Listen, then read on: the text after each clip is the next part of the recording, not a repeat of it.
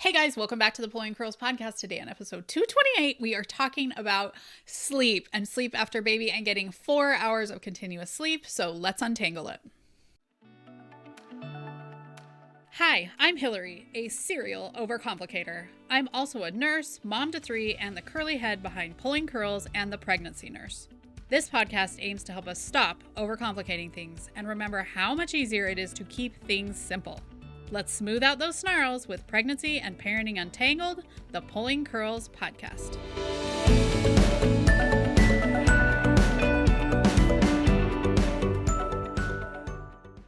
Before we get started, this episode of the Pulling Curls podcast is sponsored by Postpartum Care Made Easy. If you're looking to stay safe after you have your baby, come join me where we walk through some of the trouble signs that you're going to need to watch for so that you can stay safe after baby is born, because postpartum mortality rates are rising and I do not want you to be a statistic. Okay, guys, studies show that if you get 4 continuous hours of sleep in the first month after baby is born, you are less likely to have postpartum depression. And when I read that study, I was like, well, duh, right? I feel like amongst my friends, when we were talking about, when we were all having babies, when we could get that baby to sleep 4 hours, we were like, now it's doable.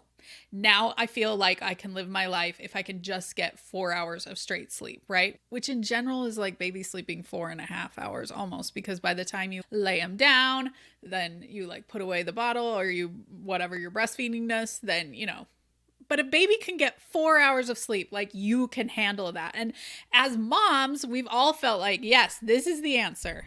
So when I read that study, I was like, okay, this is not a big surprise to me. So let's talk about how you can get those 4 hours of sleep, because when you talk with lactation, they're like, well, it's really important that you keep up your milk supply, yada, yada. And I agree. Milk supply is really important. I'm a huge breastfeeding proponent, but I'm also a huge mental health proponent.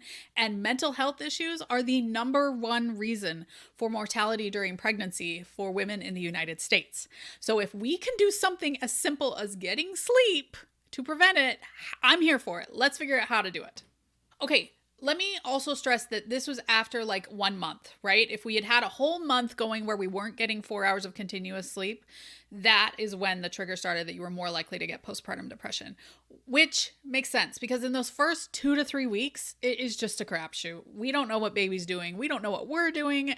Even on baby 2, 3, I was still that way. Those first few weeks is just tough. Baby is not on a schedule. You are not on a schedule. No one is on a schedule. You are just struggling. It is like one giant 2-week day, right?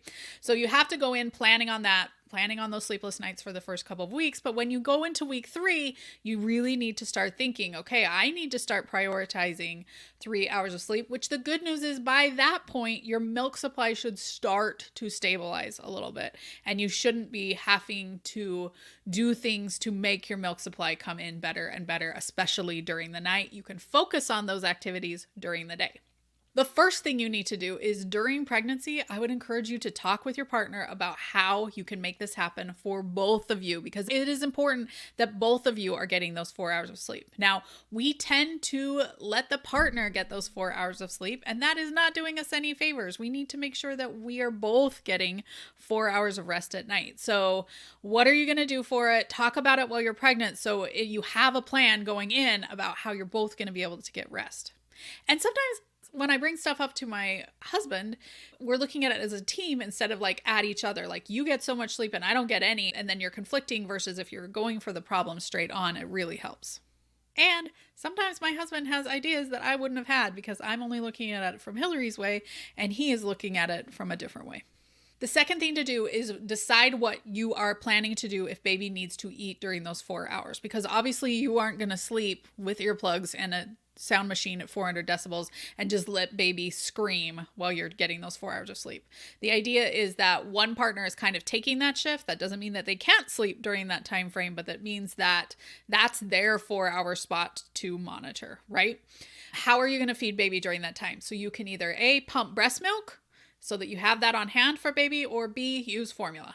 You can decide this, talk with your pediatrician, you can talk with a lactation consultant. Obviously, if you have breast milk, that's probably your best option, but formula is great. And studies really do show that moms who use a little bit of formula now and then end up breastfeeding longer, although the lactation community doesn't want you to hear about that. They seem to say that anytime you give baby formula, it's hurting them and you should only be using breast milk. But if you look at the studies, there are good studies about using formula every now and then and how it might help you out, especially in the beginning when you may not have a pumped supply. You know, your mental health is important to your supply as well. So don't not trust formula. And if you are pregnant, I would encourage you to get on those lists for formula to get some free cans to have at your house so that you can try them in situations like this. Okay, and then how are you going to get the 4 hours? For most people, I think it really works for one partner to take the late shift and one partner to take the early shift. So I am a go to bed early kind of a gal. So if I started to go to bed at 9 p.m., I would sleep from 9 p.m. until 1 a.m. And then my partner would take over and they would sleep from 1 a.m. till whenever they woke up. Now that really isn't fair for the other partner because they aren't taking as much, but at least you're getting those 4 hours. And this isn't to say that you can't sleep while the other shift is going on. So let's say you get up at 1 a.m., you feed baby then. Hopefully you've timed it to where baby will be hungry right when you get up. That way you don't have to pump. But I would encourage you that if baby just ate, try and pump because that'll help keep up your supply. And then you feed baby and then hopefully you get some more rest, right? The baby goes down from, like 2 until 5. And then you're up again, feed, and then maybe you sleep again. But you're trying to aim for those 4 continuous hours at some point during the night. And I think that the shift thing is what I've seen work best for most people, where one parent takes one shift that they're just in charge. That again, does not mean that you need to be awake that whole time. But if baby needs to eat, you're in charge.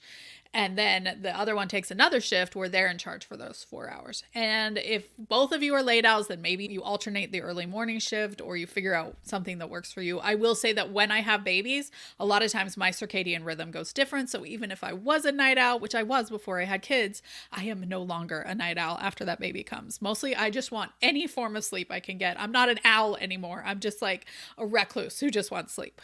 One other tip is that a lot of times we hear baby grunting and we'll think, oh my gosh, they need to get up and eat, right? Because in the hospital, we talk about watching for cues for baby's hunger. But when your baby's like 3 weeks old, they're going to let you know if you're hungry. So if they're just grunting and making some sounds, baby may go back to sleep. So don't feel like you need to get them right up the first peep that they make. And make sure that your partner knows that too, because they may be a little bit nervous about feeding a bottle and they don't want baby to be screaming while they're trying to make that bottle. So just let your partner know, wait until they're like actually crying and hungry before you feed them. But a lot of times people think any peep, I'm going to give them a bottle. And that's not the best thing because sometimes they're just moving and making a peep. So that's fine.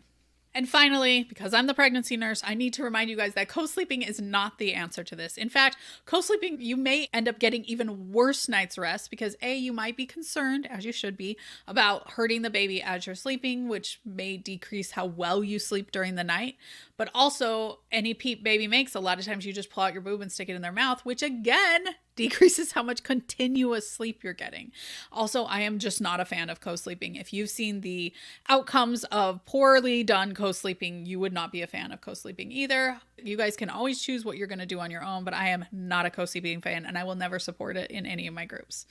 Anyway, how are you going to get your 4 hours of continuous sleep? I want you to come over to Instagram or Facebook, find us in the post that's about this episode. Great conversation over there. Maybe some people have ideas that you haven't had and you can get ideas to make this work in your family because I think it's so important to prioritize sleep for both partners, sometimes extra for moms because dads somehow seem to get the sleep, but great tips for everybody. And remember that when your partner's off, like on weekends, like if you feel like it's not very balanced on weekends, they are not going to work. So maybe the extra sleep can go to you, even though you feel like you have to get up and pump. It's complicated. Like I get it, guys. It's complicated, but having that target of 4 hours, hopefully it helps you out. Stay tuned because next week we are talking about getting your kids to help out more around the house. And then the week after that, I'm going to talk a little bit about confrontation and how I make it work for me. Stay tuned. Thanks for joining us on the Pulling Curls podcast today. If you liked today's episode, please consider reviewing, sharing, subscribing. It really helps our podcast grow. Thank you.